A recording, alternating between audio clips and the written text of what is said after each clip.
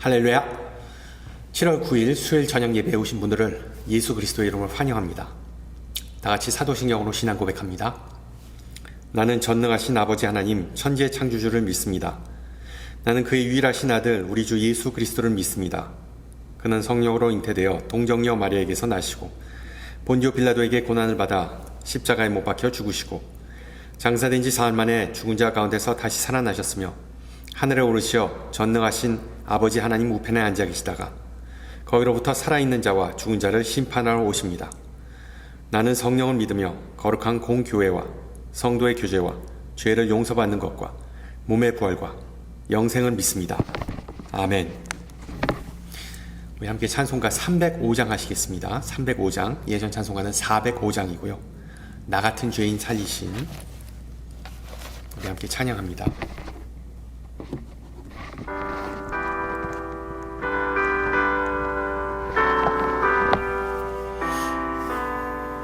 나 같은 죄인 살리신 주 은혜 놀라워 잃었던 생명 찾았고 광명을 얻었네. 큰 죄악에서 건지신 주 은혜 고마워. 나 처음 믿은 그 시간 귀하고 귀하다. 이제껏 내가 산 것도 주님의 은혜라. 또 나를 장차 본향에 인도해 주시리. 거기서 우리 영원히 주님의 은혜로 해처럼 밝게 살면서 주 찬양하리라.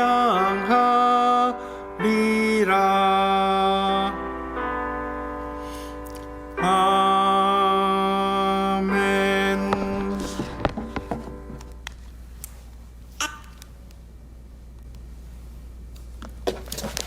네, 하나님께서 오늘 저녁 우리에게 주신 말씀 고린도후서 12장입니다. 고린도후서 12장 1절에서 12절 말씀이고요. 1절에서 10절 말씀. 고린도후서 12장 1절에서 10절 말씀. 제가 가진 성경으로 신약 299페이지입니다. 고린도후서 12장 1절에서 10절 말씀을 받들어 봉독합니다. 무익 하나만 내가 부득불 자랑하노니 주의 환상과 계시를 말하리라. 내가 그리스도 안에 있는 한 사람을 아노니 그는 14년 전에 셋째 하늘에 이끌려간 자라. 그가 몸 안에 있었는지 몸 밖에 있었는지 나는 모르거니와 하나님은 아시느니라. 내가 이런 사람을 아노니 그가 몸 안에 있었는지 몸 밖에 있었는지 나는 모르거니와 하나님은 아시느니라. 그가 낙원으로 이끌려가서 말로 표현할 수 없는 말을 들었으니 사람이 가히 이르지 못할 말이로다. 내가 이런 사람을 위하여 자랑하겠으나 나를 위하여는 약한 것들 외에 자랑하지 아니하리라.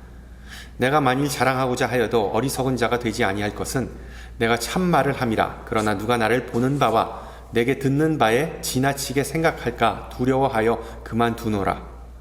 여러 계시를 받은 것이 지극히 크므로 너무 자만하지 않게 하시려고 내 육체의 가시 곧 사탄의 사자를 주셨으니 이는 나를 쳐서 너무 자만하지 않게 하려 하심이라.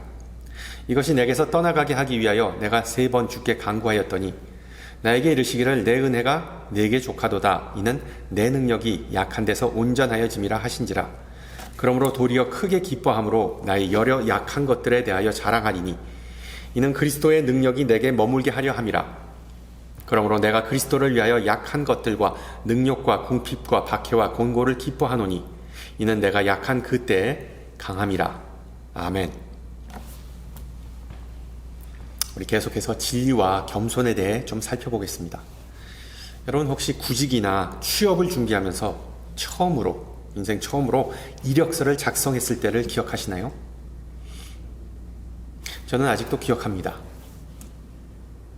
약 한 20년 전에 한국에서 유학을 준비하면서 미국에 있는 여러 신학교에 지원했습니다. 모든 학교가 다 이력서를 요구했는데 다행히 한 원어민을 만나서 미국식 이력서 작성에 대한 조언을 받았습니다. 그분이 저한테 한 말이 아직도 기억합니다. 겸손하지 말라. 그렇다고 자랑하지도 말라라고 하더군요. 이것도 하지 말라, 저것도 하지 말라. 이해가 안 돼서 그럼 어떻게 해야 하냐고 물었더니 지역 사회에 어떻게 기여하는지를 기재하라. 이기적이지 않으면서도 겸손해 보이는 방법이라고 하더군요. 저는 당시에 이런 사실을 몰랐습니다. 물론 요즘에는 대학 입시 원서나 구직 취업 이력서에 자원봉사 활동을 기재하는 것이 거의 필수죠. 지난번에 말씀드렸듯이 우리가 사는 이 미국 사회 내에서 겸손은 다소 애매한 개념입니다. 교만한 사람도 싫어하지만 겸손한 사람도 선호하지는 않습니다. 왜? 나는 할 수 있다. I can do it. 라는 그 문화 속에서 많은 이들은 더 좋은 아이디어, 더 좋은 의도, 더 좋은 결과를 위해 경쟁합니다. 그런데 겸손함은 좀 연약하고 내성적이고 심지어 무능력한 사람의 특징으로 비칠 수 있습니다. 즉 자신이 할 수 없는 일, 해결할 수 없는 문제, 통제할 수 없는 상황을 그냥 받아들이는 그런 사람을 연상시키죠. 그래서 어떻게 보면 다른 사람에게 좀 무시당하기도 합니다. 이런 것은 피하기 위해서 항상 줄타기 해야죠. 너무 과시해도 안 되지만 부족해 보여도 안 됩니다. 주 2세기경에 기록된 헤르마스의 목자라는 초대 기독교 문헌이 있습니다. 비록 기독교 정경인 성경 66권에 포함되지는 않았지만 전체적인 내용은 다소 유익합니다. 전체적인 내용이 요한계시록과 상당히 유사합니다. 특히 하나님의 나라를 큰 탑을 짓는 것과 큰 탑을 짓는 공사하는 것과 비유하는 부분이 나옵니다. 그 내용은 물론 바벨 타입 이야기를 패러디한 것이죠. 헤르마스의 목자에서 그 큰 탑을 짓는 과정 중에 석공들이 그 돌을 끼워놓고자 하면 그 어떤 돌도 처음에는 정확하게 맞아떨어지는 경우가 없답니다. 그래서 모든 돌은 먼저 버려져야 하고 폐기돼야 하고 긴 시간을 통해 다듬어져야만 한다고 기록합니다. 그 메시지는 명확하죠. 하나님 나라를 세우기 위해 부름받은 우리 석공들은 혼자서 단번에 아무것도 할 수 없다는 뜻입니다. 돌을 깎고 다듬는 그 길고도 지루한 과정이 필수이기 때문이죠. 탑이 완성된 후에도 그 어떤 변경 또한 할 수 없다는 점을 상기시켜주고 있습니다. 왜? 잘못 돌을 건드렸다가 뺐다가 끼웠다가 했다가는 탑이 와르르 무너지기 때문이죠. 결과적으로 그리스도인은 자신의 힘만으로 그 아무것도 이룰 수 없다는 그런 교훈입니다. 그러나 또한 헤르마스의 목자가 가르쳐주는 바는 바로 이런 이유로 하나님께서 우리를 부르셨다는 것이죠. 무력한 인간은 전능자의 도움이 필요하다는 사실을 인정할 때 비로소 하나님께서 그 겸손한 자들을 택하시고 하나님 나라를 세우시는 석공들로 세우신다는 것입니다. 실제로 하나님은 영적 교만과 자만을 가장 싫어하십니다. 인간이 쌓은 그 교만의 탑 때문에 예수님은 고향인 나세렛에서 배척당하셨죠. 안타깝지만 오늘날 많은 교회에서도 그와 같은 상황이 벌어집니다. 그와 같은 겸손의 부재와 영적 교만이 종종 목격됩니다. 영성작가 C.S. 루이스에 의하면 종교적 교만은 가장 악하고도 파괴적인 형태의 교만입니다. 여러분 잘 보세요. 예수님께서 가장 심하게 꾸짖은 대상은 그 당시의 부정함의 대명사인 매춘부나 세리가 아니라 영적 교만함의 대명사인 바로 바리새인들과 서기관들이었습니다. 우리가 지난주에 살펴본 내용이죠. 비슷한 맥락에서 현대 교회에서도 가장 잘 용납되거나 가장 덜 주목받는 죄 중에 하나는 바로 이 영적 교만입니다. 그래서 아마 가장 위험한 것일 수도 있죠. 우리 신앙인들은 자신이 얼마나 교만한지 잘 깨닫지 못하죠. 내가 구원받았다고 특권의식을 갖거나 내가 하나님의 뜻을 가장 잘 안다고 믿는 그런 성향이 분명히 존재합니다. 그래서 하나님께서 우리에게 주시는 그 어떤 초자연적인 계시에 대해 전혀 신경 쓰지 않습니다. 하나님은 이제 더 이상 우리에게 말씀하시지 않는다. 오늘날 교회 내에서 어떤 직통 계시가 하나님께서 직접 인간에게 자신을 스스로 계시하시는 것이 거의 사라진 이유 중에 하나라고 봅니다. 하나님께서 나에게 직접 말씀하셨다. 하나님께서 지난밤에 나에게 나타나셨다라고 말하면 약간 정신이 나가거나 아니면 이단으로 치부하기 십상이지요. 예수님과 사도들은 하나님께서 겸손한 자를 높이시지만 교만한 자를 미워하신다는 주제를 반복해서 강조하셨습니다. 지난주에 말씀드렸듯이 기독교적 바리새인은 결코 예수님과의 친밀한 교제가 주는 기쁨을 이해하거나 또한 누리지도 못합니다. 신앙생활이 정말 형식적이고 그리고 또한 율법적이고 그리고 그 안에서 참된 기쁨과 그리고 또한 소망 같은 것을 사랑을 느끼지 못하죠. 우리가 하나님의 목소리를 진심으로 듣기를 원하면 설교를 계속해서 듣거나 아니면 성경 말씀을 계속해서 읽는 것보다 먼저 나 자신은 교만하다라는 그 사실을 인정하고 어떻게 하면 예수님처럼 겸손해질 수 있는가에 먼저 집중해야 합니다. 이게 없으면 정말 신앙생활은 밑빠진 독에 물붓기가 돼버립니다. 실제로 영적 교만을 경계하라는 성경 구절은 상당히 많이 존재합니다. 다니엘서 4장 교만하게 행하는 자를 그가 능히 낮추심이라. 누가복음 1장 권세 있는 자를 그 위에서 내리치셨으며 비천한 자를 높이셨다. 야고보서 4장 주 앞에서 낮추라. 그리하면 주께서 너희를 높이시리라. 그리고 마태복음 23장 누구든지 자기를 높이는 자는 낮아지고 누구든지 자기를 낮추는 자는 높아지리라.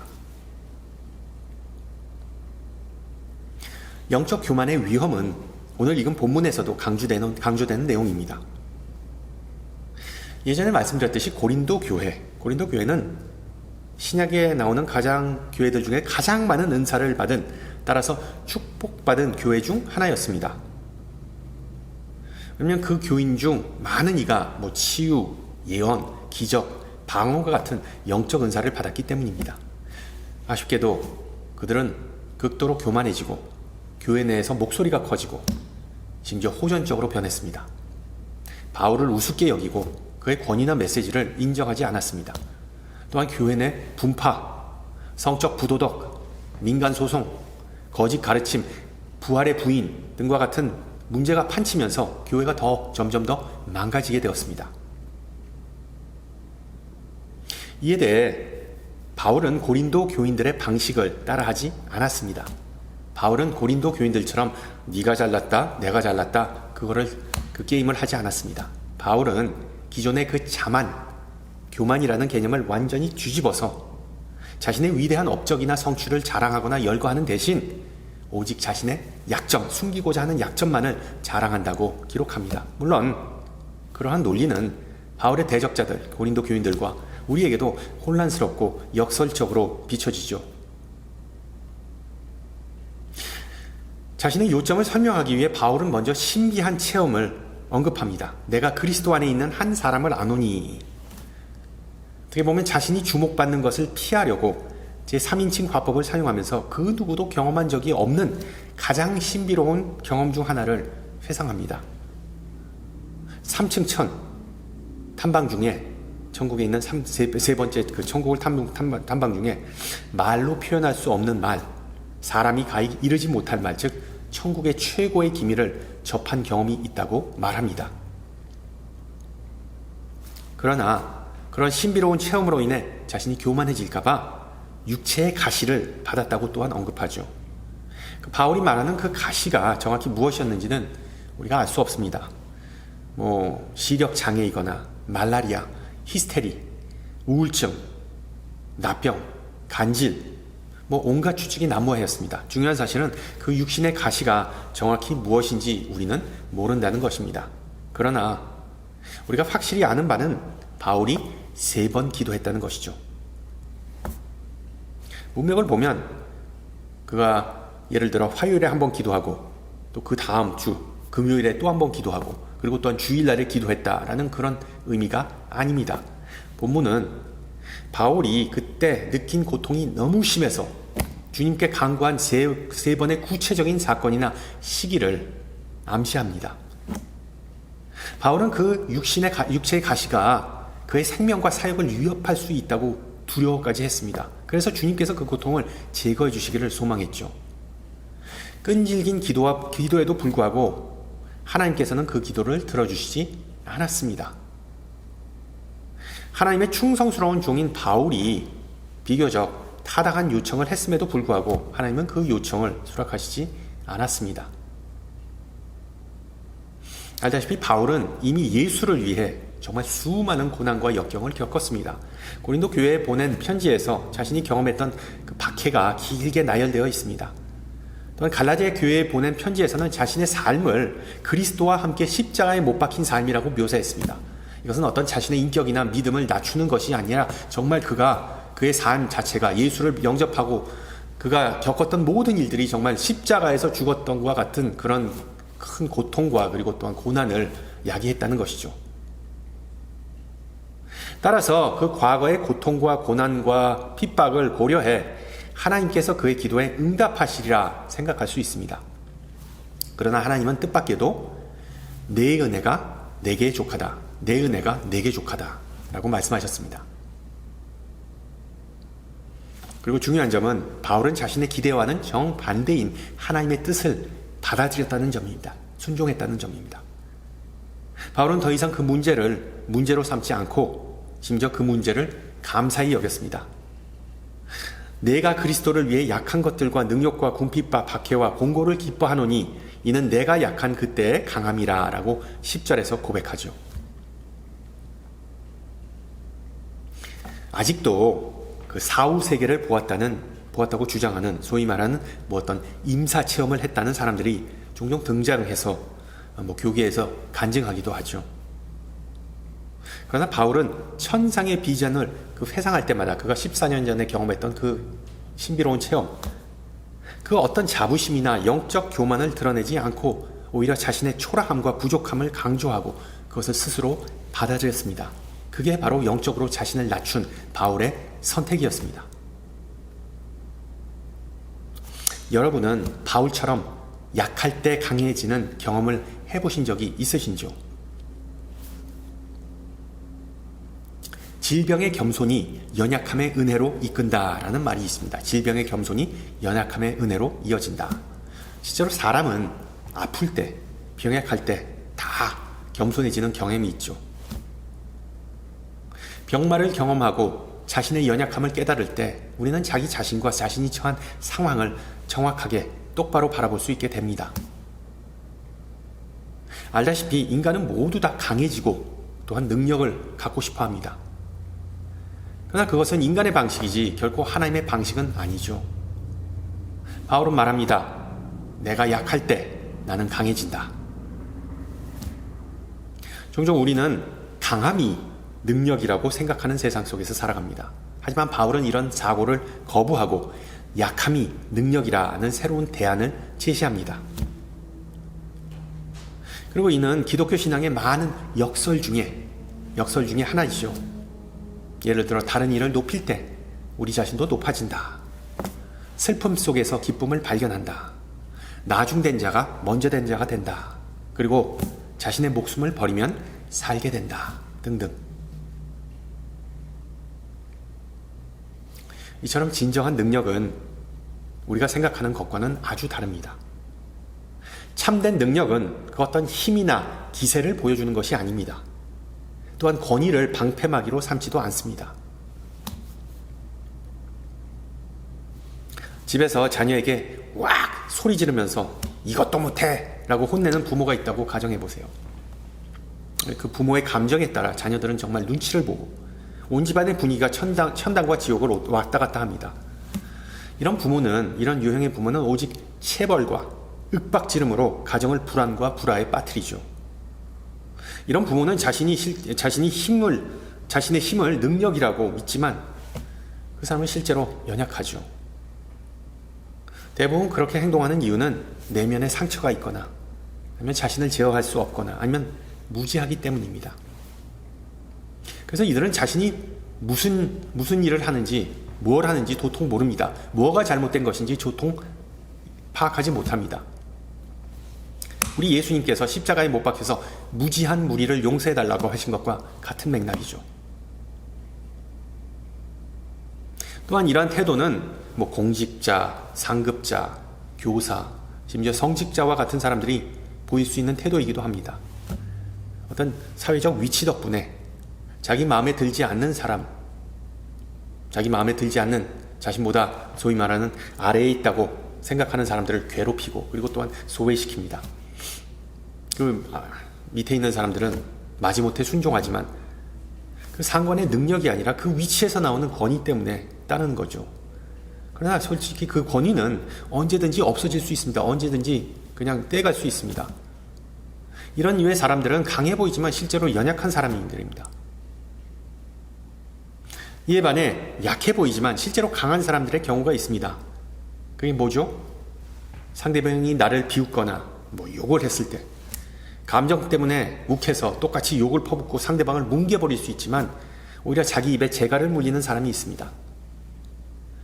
말도 못하는 바보, 루저, 패배자 같아 보이지만 그렇게 할 수 있는 사람은 실제로 엄청난 그 내면의 힘과 의지와 능력이 있는 것이죠. 게다가 상대방을 용서해 주거나 사랑하기 위해서는 더 큰 엄청난 의지의 힘이 필요하겠죠.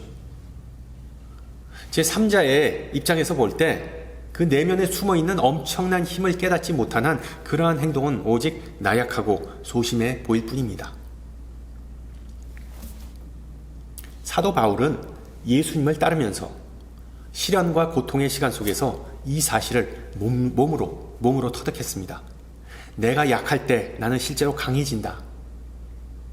약할 때마다 바울은 모든 능력 중에 가장 큰 능력은 인간이 아니라 오직 하나님에게 속해 있음을 기억했습니다. 치유의 능력, 용서하는 능력, 영감 주는 능력, 새롭게 하는 능력, 사랑하는 능력, 이 모든 능력은 결국 하나님에게서만 나옵니다. 여러분 기억하세요. 이 세상에서 가장 큰 능력은 바로 성부, 성자, 성령 하나님에게서 나옵니다. 그러므로 우리는 넉넉히 승리할 수 있습니다. 할렐루야.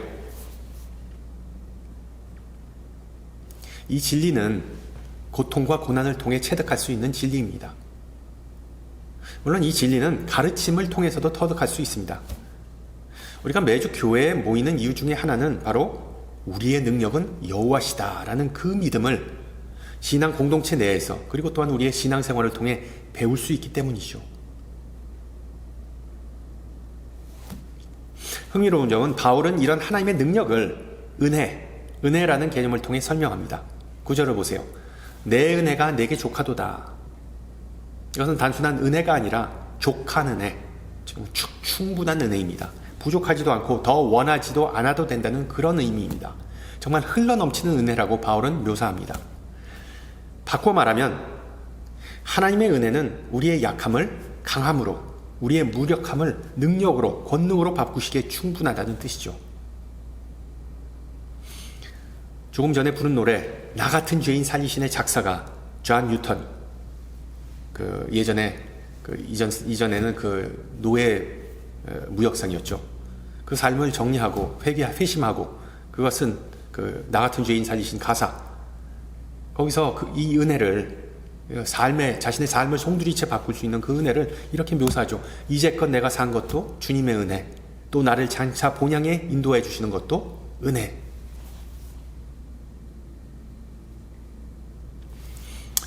은혜와 더불어 바울은 하나님의 능력을 온전함, 영어로 perfection 이란 개념으로 설명합니다.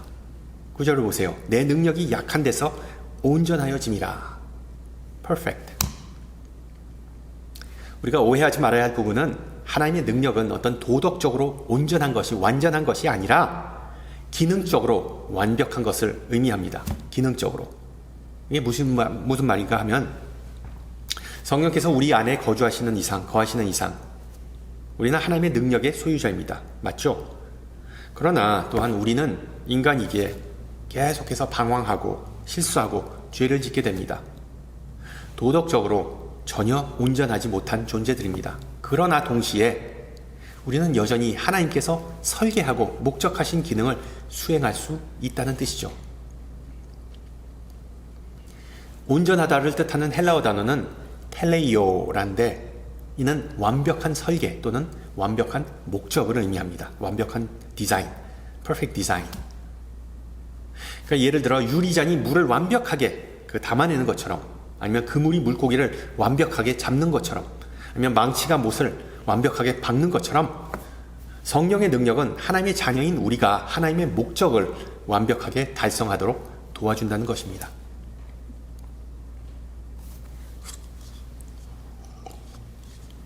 알다시피 첫 번째 인간인 아담은 그 온전한 하나님의 목적을 달성하지 못했습니다. 반면 마지막 아담인 예수님은 십자가에서 다 이루었다라고 말씀하시면서 하나님의 목적을 완벽히 달성하셨죠. 분명한 점은 예수님의 능력, 예수님의 권능은 우리가 아는 종류의 능력이 아니라는 것입니다. 예수님의 권능은 정치적 아니면 또는 군사적 힘에 기반한 권능과는 달랐습니다. 세상의 기준으로 볼 때 예수님의 권능은 완전히 실패였습니다. 로마 제국에 맞서기 위해 군대를 일으키지도 않았고 또한 당시의 권력자들과 좋은 관계를 맺어 도움을 받지도 않았습니다. 예수님은 수완이 좋았던 분이 아니시죠. 오히려 기존 세력을 거스르고 또한 비판했습니다. 그리고 의도적으로 역설적으로 아무런 힘과 영향력이 없는 사람들과 친구가 되셨습니다. 노숙자, 소외된 자, 병자, 죄인, 무지한 자 등등. 또한 예수님은 불을 쌓지도 않았고 명성이 아니라 악명이 자자했습니다. 친구를 만들거나 사람들에게 영향력을 행사하기에 이는 적절한 방식이 아니었습니다. 그런데도 예수님께서 가진 권능은 진정한 능력이었습니다.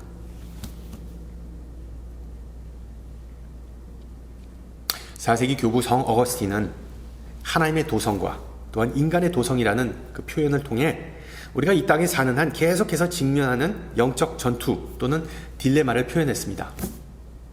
인간은 늘 자기의 또는 하나님의 사랑, 인간이 만든 일시적인 권력 아니면 하나님이 주신 영원한 권력 중에서 양자 선택을 해야 합니다.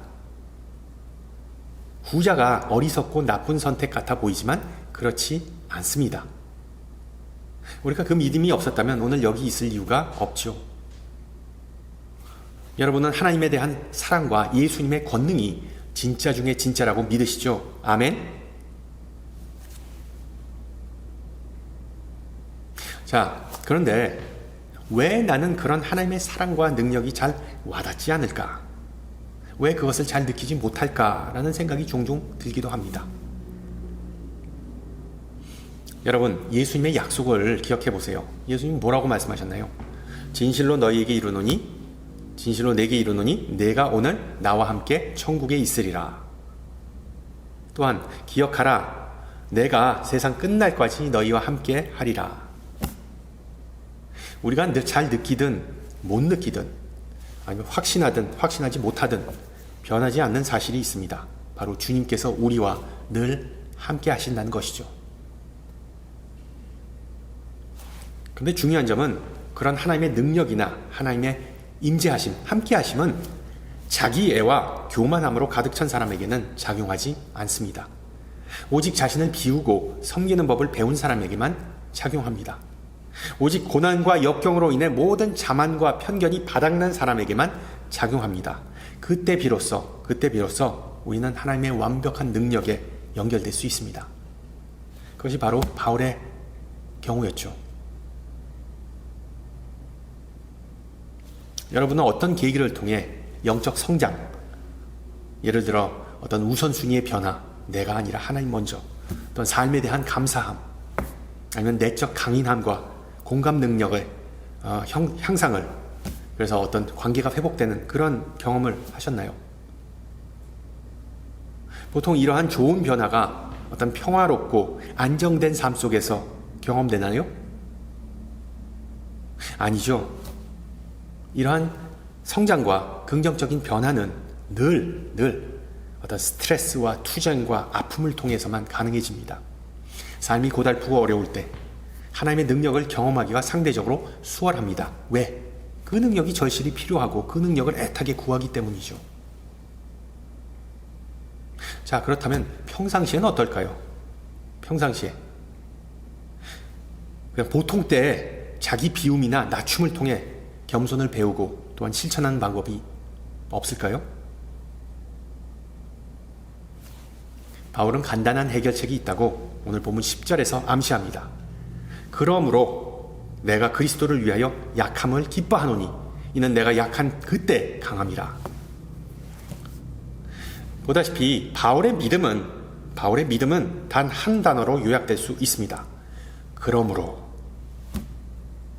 그리고 이 단어는 우리의 믿음에도 적용됩니다. 그러므로 나는 불평하지 않고 기뻐하겠습니다. 그러므로 나는 하나님께서 길을 보여주실 것을 확신하겠습니다. 그러므로 나는 보는 것이 아니라 믿음으로 살겠습니다. 성도 여러분, 이 그러므로의 신앙을 따라 사시기를 소망합니다. 앞서 말씀드린 대로 어찌됐든 저찌됐든 하나님은 우리 안에서 그 온전한 능력을 드러내실 것입니다. 그렇다면 그 어떤 상황 속에서도 우리를 약함에서 강함으로, 고통에서 기쁨으로, 십자가에서 부활로 이끄시는 주님께 영광 돌리시기를 축원합니다. 함께 기도합니다. 자비로우신 주님, 오늘 말씀을 통해 주님의 뜻을 알려주심을 감사합니다. 당신의 종 바울을 통해 우리에게 참된 겸손과 능력의 의미를 가르쳐 주심을 또한 감사합니다. 주님의 은혜는 충만하기에 주님의 능력은 우리의 약함 속에서 온전해짐을 고백합니다. 그러나 또한 우리가 이 세상 속에 살면서 주님의 능력과 임재와 은혜를 의식하지 않고 살아감을 고백합니다. 그래서 일이 잘 되면 자화자찬하고 일이 잘못되면 타인을 탓하고 자신의 약함과 자만과 교만을 인정하지 않고 살아갑니다. 주님의 능력을 의지하기보다 스스로 강해 보이기를 선택합니다. 십자가와 고난과 시련을 최대한 피하고자 합니다.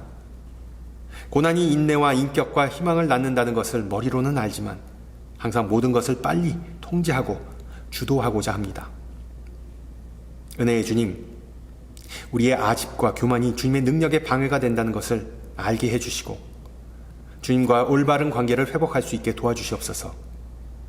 늘 겸손한 마음을 주시어 모든 상황 속에서 담대히 그러므로라고 외치면서 주님께 순종하고 우리의 삶과 섬김을 오직 주님에게만 바치게 하옵소서.